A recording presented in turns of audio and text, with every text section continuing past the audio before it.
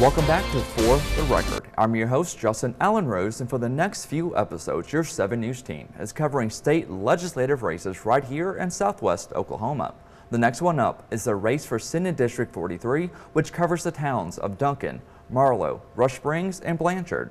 For this race, Republican Kendall Sacchieri is going up against Democrat Sam Graefe, and I spoke with both candidates at length about education, taxes, Bibles in the classroom, health care, and much, much more. So here's my full conversation with Sam Graefe. You can find my interview with his opponent, Kendall Sacchieri, in the very previous episode. Sam, I'm sure you've been knocking on doors throughout the months leading up to this election, going to culminate on November 5th. But for those who maybe haven't seen you yet or heard from you or just now starting to do their research on the candidates, tell us a bit about yourself. Okay, well, the best source for that is Ballotpedia. It'll make a comparison between myself and my opponent, Kendall Sacchieri. We're about as far apart, moderate to far extreme right. I'm a retired engineer. I've worked and managed plants of 700 as an engineering manager. I've dealt with union management situations. I'm kind of a deal maker, not a breaker. I'm one that can come to a consensus. Within that engineering career, my emphasis has always been in training people and getting people up to speed in electronics and computer automation. I've also had careers where redoing myself in a career. After things slowed down in my hometown of St. Louis, I went back to school at the middle of my 50s to get a healthcare license. So I've had a bachelor's in chemical engineering, a master's in engineering and management, and then back to an associate's degree for respiratory therapy. So I've been on the floor in the hospitals, taking care of people, and doing home hospice care. It's been an interesting travel.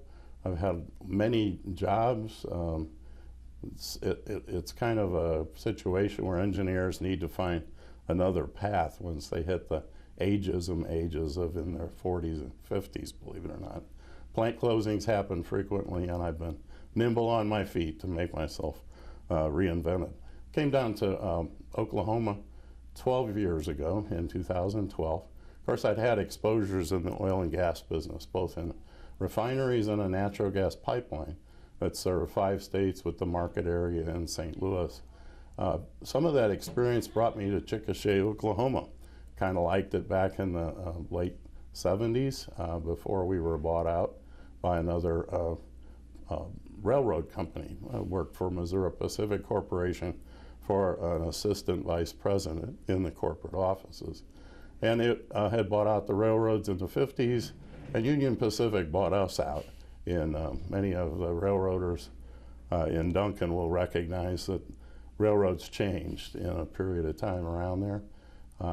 And so I went off to work in other process industries, making acetaminophen, working for Unilever, Lever Brothers US, at that plant site of 700. I also reinvented myself once I got to Oklahoma. Didn't really need to work very much. I was early retired, but I did go back and get certified as a math instructor.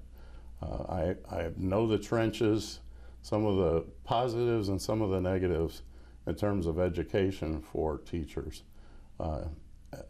With education, I had also taught college level, really remedial algebra for community college as an adjunct instructor, and I taught GED classes. So I have a real affinity for trying to bring up folks post high school age, post college age, all the way up to our 80s was our oldest GED student. So education is very important to me. It's always been important in my life and all my family members.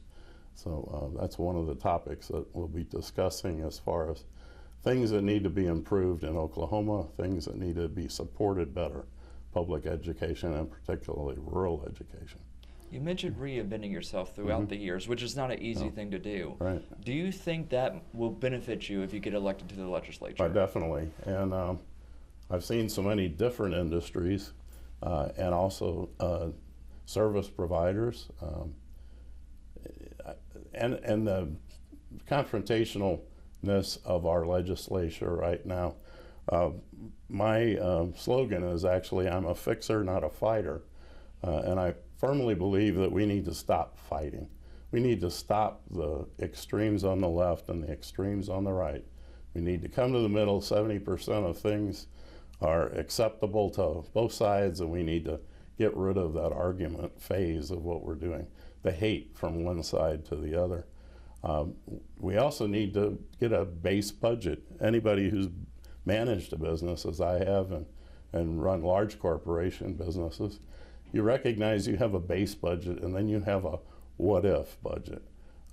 You need to come to an agreement on funding the base core elements of our state within a month, and then we don't need to have special sessions to continue government, continue paying the good people that work for our state, the good people that depend on us for teaching income, for the school district superintendents. We don't need to wait until June, July, August for them to determine what their budget is for the next fiscal year. That's just a shame.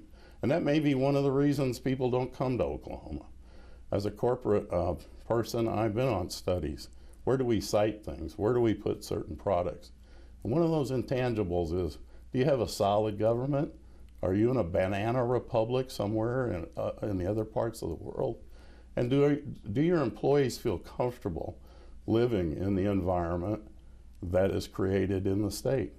And I would say that maybe some of those decisions have been that we have such an adverse right-wing side of a culture here that large corporations don't accept that anymore. They are looking for a blend. They're looking for something in the middle and not the extremes. If we continue to be a theocracy state, we may give them all the money in the world, but the intangible is, can they bring their employees from other states that have a more open-minded philosophy of life? Will they want to come to Oklahoma? And if you looked at the corporate decisions that have been made, you may find that they're not done on how much money is given away in tax concessions. It may well be intangibles. It may be your sports teams. It may be, can their kids get a good education without going to private school? Is it they're going to find employees that are well-trained and able to promote themselves up through the ranks? If you don't have that, there's other places that do. And I think we're failing in that regard. Always hear from those in leadership positions in the state government how we are attracted to businesses because of our tax system, what have you. But you're saying that there's other things that will bring businesses. Very much so. So hit on that a little bit more for me. All right. What can be done if you go to the legislature to help bring businesses? Is it going to be a complete overhaul? Because you mentioned, education and all that, but what can be done? Well, number one, education has got to be improved. We fell down.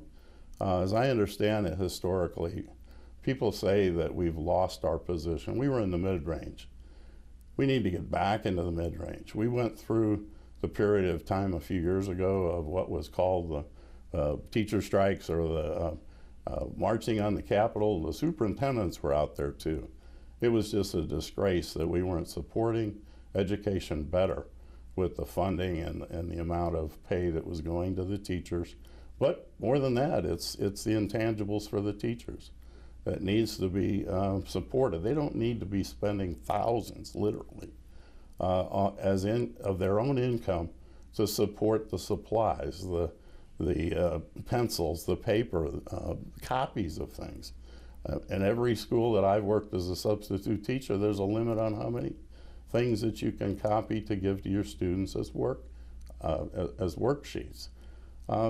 It's just a hostile environment right now. That hostile environment has gotten us into the national news.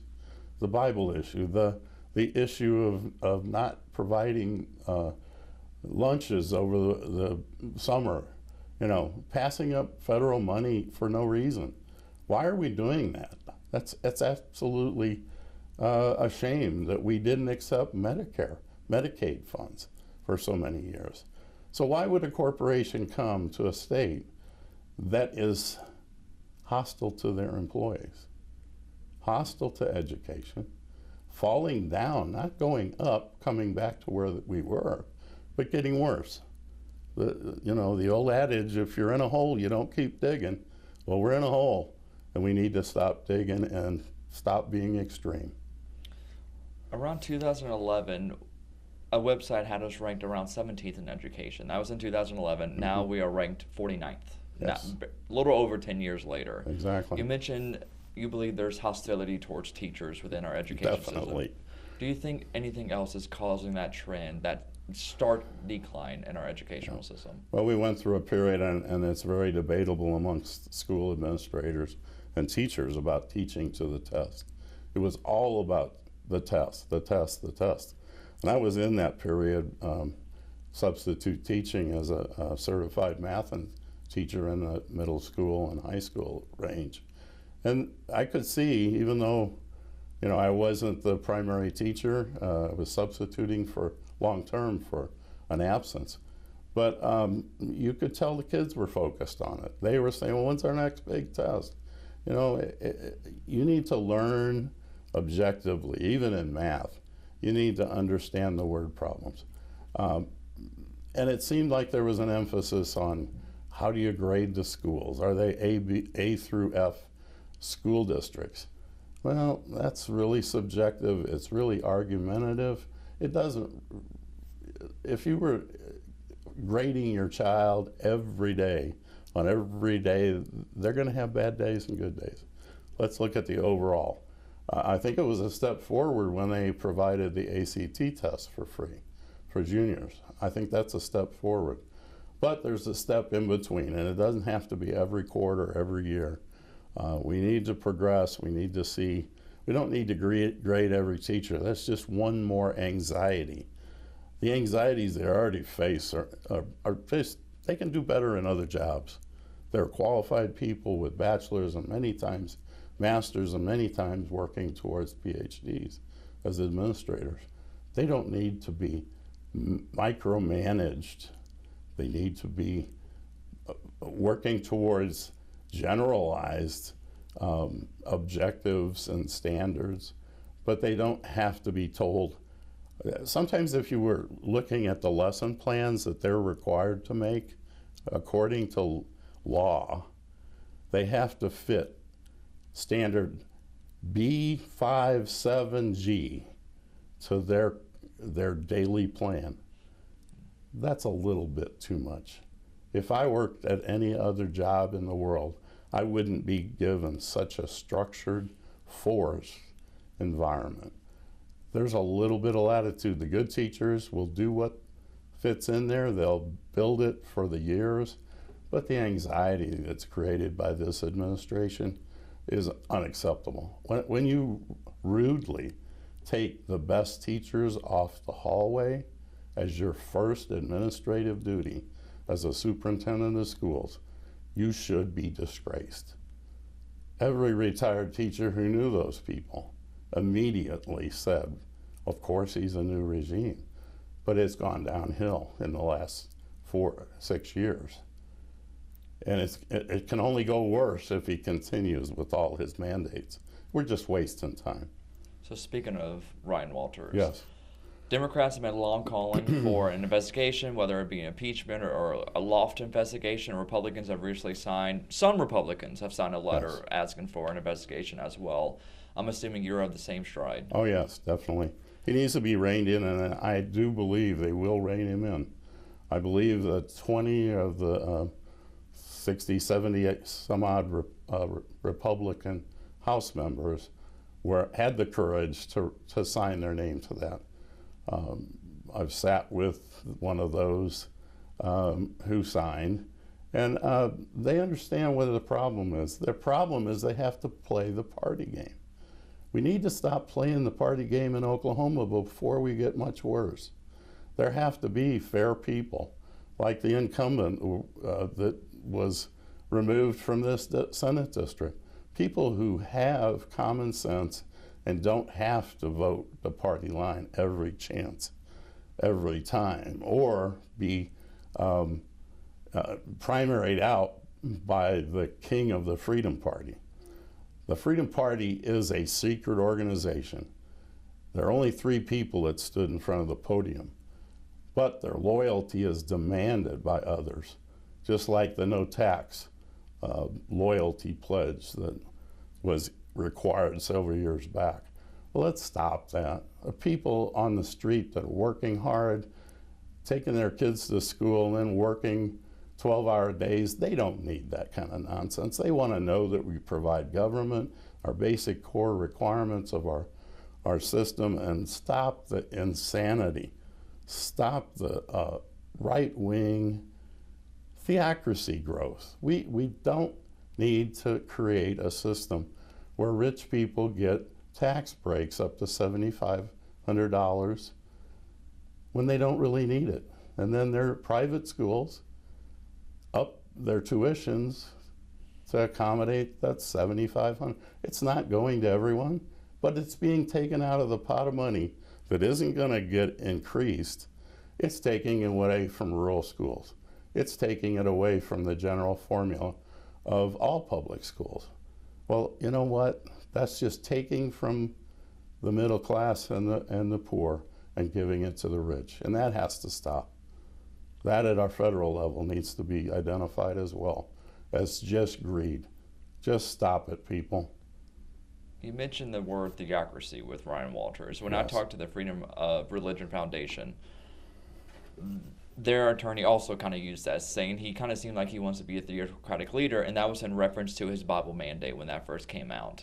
He just requested an additional $3 million from the legislature. Of course, that would be voted on in this next session. If you were elected, would you be okay with that $3 million? Absolutely not. Bibles exist in our schools already. That legislation is there.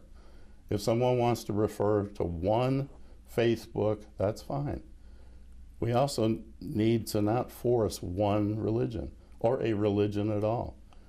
Just again, the corporate people viewing our state. Would a person of a different faith be accepted in the state, or is it the primary religion that Ryan Walters, Kevin Stitt, and others are forcing on us? There should be the separation of church and state. We should not be forced into one Bible. Even that Bible, by same Christians, will say it's a difficult Bible. It's not the easiest one for people to interpret. So why would we put it in classrooms all the way down the line to elementary schools?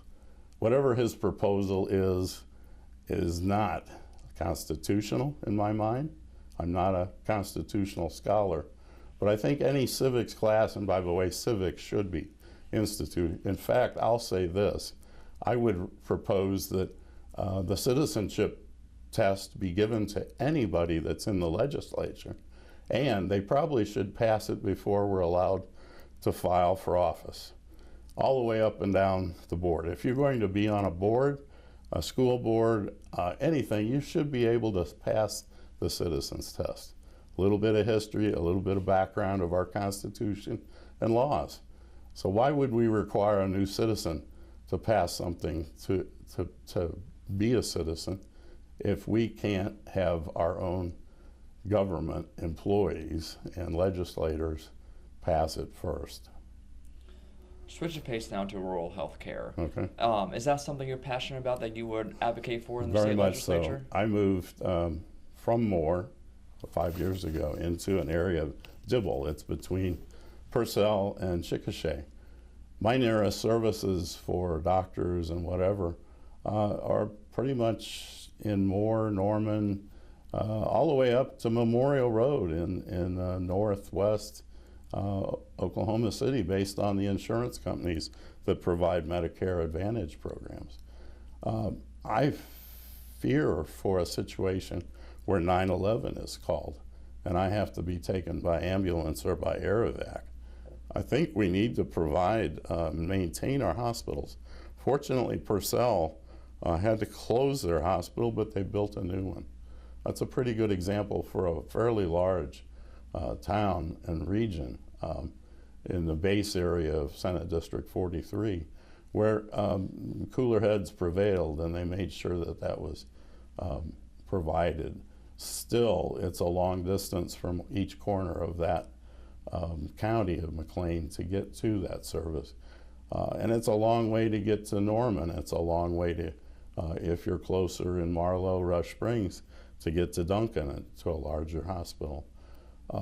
Emergency care facilities, maybe if they're just, and you know, the networks are probably doing a good job and an effort, but it's not 24/7. It's not for a heart attack. It's not for a stroke. Those things have to be provided by services of the 9/11 service, ambulances in local areas, and you know, it brings up the same issue of emergency response for fires. We depend in rural areas on our volunteers. They're doing jobs all day long that aren't fire oriented. If we have a cedar fire out in the pasture or unattended pasture that should have been cleared of eastern red cedars, we're going to have, on a windy day, you can have these fires. We're in significant drought, and it appears like it's not necessarily going to get better. Hospitalization, health care, and emergency services, as well as fire. We need to pay more attention. We don't need to keep cutting taxes. We need to be providing better services, and especially where we want to maintain the populations. And in many cases, in this district, in the northern end, the growth is significant, and that has to be dealt with proper planning, but also proper funding that comes from the state leadership. It's too big for just the local commissioners or the local town or city councils to deal with. And this last answer, you mentioned tax breaks. Of course, yes. We just had the appealing of the state grocery tax last session. Mm-hmm. Kevin Stitt, the governor, doesn't seem to be happy just with that. He says he wants a path to zero for the income tax for Oklahomans. Do you think that's the way to go down, or do you think have a different idea? Well, I guess if I was running and trying to please everyone, everybody's going to be happy with no income tax. Everybody's going to be happy with no sales tax. But we have to maintain basic core functions of government. And if you look at the homeless, and if you look at people who aren't supported in terms of losing their jobs, right now we're in a significant period of unemployment. But all of these things are core elements, the support system we need. Mental health, gosh, we have no services. We have an epidemic of people of certain ages that have gone down the drain in terms of drug addiction, being on the street, being dependent. We need to turn that around. That's the kind of thing that corporations look at for dynamic and good environments for siting their facilities or keeping their facilities. Let's ask the question, why do we lose big factories? Why do we lose a warehouse if it's destroyed by tornadoes? Why were they lost? Why wouldn't they maintain them in the same place and rebuild with the insurance they have? We need to seriously look at that. And it's every core element of our services. And pretty much that's, you know, the way I feel. We can't cut. We would love to say it's cut, and I guess in 2 years he's going to run, or his people are going to run again. Well, you know what? You can't just give your kids candy every day. You got to give them some vegetables and good nutritious food. You can't just feed them with treats. That's a treat. It's not a sustainable treat, and it's just wrong. The idea of negative partisanship is the idea of hating another person based on their political party. Do you think that is affecting Oklahoma, the state legislature, down in the culture at all? I know people are commenting on it national-wise. Definitely. And, you know, it's always been one religion against the other, one particular interpretation in Scripture. I feel that I am a man of faith, but hate has no place. Hate has no place for all of the protected considerations, for gender, for age, for nationality, way beyond religion and ethnicity, or the choice of who you love. All those things we have built, and I know exactly where it's come from. I feel it's come from a president who chose to hate, chose to create divisiveness from the day one, from the birther issue. And now we have a culture where there are so many followers of that hatred that it makes people scared. People are scared right now. And I think we need to turn that around. We need to say to each other, we agree to disagree. And whether you drink or not, maybe it's a good idea those legislators go out and have an adult or a tea together at the end of the working session or day and say, how do we get this together? That's the way our successful leaders, statespeople have done it at the federal level. Oh, even there, because people are having to campaign and create donations out of corporate lobbyists, they don't have the opportunity to sit around. They have to fly home from DC, and the legislators here in the State House have to do the same. They have to run, they can't get around and have a discussion about things that we all agree on. Is there anything else you want to tell the voters before they go out to the polls to vote? Well, I think I've already expressed that I'm a centrist, I'm a moderate. I'm not one of those hated Democrats, even though that's where I am on the ballot. I was over 60 years as an independent in a state where you didn't have to swear your loyalty to one party or another. So I've always considered myself an independent. I've worked in the polls since 2008, and I always would identify in Missouri, where I first started being a poll worker, as an independent. I could sit with a Democrat or a Republican and be loyal to fairness. And we do have one of the best election procedures, I feel, in the country. It's auditable, it has hard copy. I've been involved in audits in our election process. And just basically, it's an excellent system as far as the mechanical election. I fear nothing about it being fair and above board. It's administered well, and all of the lies about election remedies, it's a felony.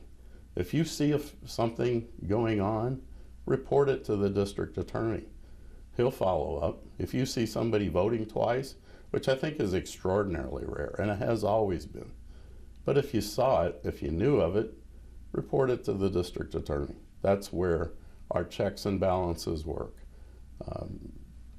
I'm going to be there as a representative of all interest in Senate District 43, whether you're a Republican, a Libertarian, or a Democrat. I want to find the things that are good for everyone. And I definitely think we have to fix the education process. We need to fix our roads too.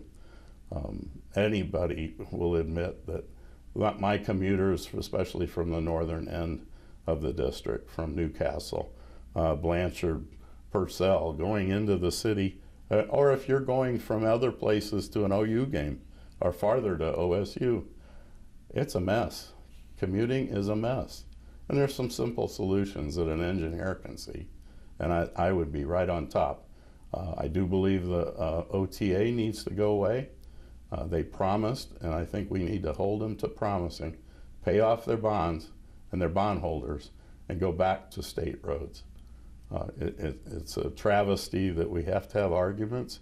We need certain things to make a circular outer loop around Oklahoma City, but you don't have to do it with eminent domain. You can go a little farther out. The trucking industry I know pretty well. As a supplier in Lever Brothers, we ship internationally and locally from coast to coast. Very much involved in that and the cost basis for it. So, there's better solutions. There's we don't have to keep clogging up I-35 and I-44 in the north to south quadrants through this region. If we look, Highway 81 is a pretty good route, and places like Duncan have made bypasses to make the local traffic avoided. If I was a trucker from LA and going to Texas with a stop somewhere in between, 81 might be a good solution. And it's right in the heart of this district. There's other solutions like 77 that can be improved on the eastern side of this district. So transportation is an important part, and let's not forget rail built this country. Rail and passenger rail is a pet of mine. I take Amtrak a lot. I take Highway 81 over 35 or 44. I love the blue roads, and I think we need to continue to improve them. That's for rural communities. And it makes job commuting from one town to another that much better. Sam, Yeah. it's been a pleasure. All Thank right. you for joining Pleasure me and talking to me. with you. Thank you.